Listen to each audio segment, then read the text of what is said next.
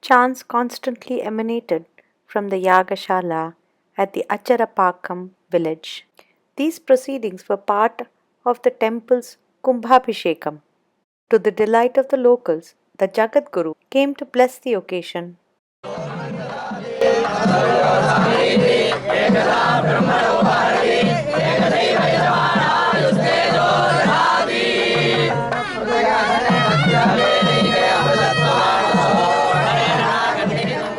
At the entrance of the street is an ancient Vinayaka temple.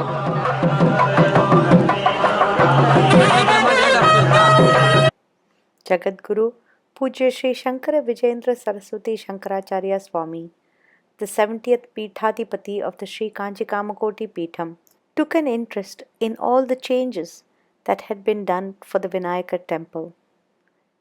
He looked at the doors, the new wooden doors that were created, the plinth or peetham on which the Vinayaka rested, and inquired about how the work was done. A thick crowd thronged the tiny premises and overflowed into the streets.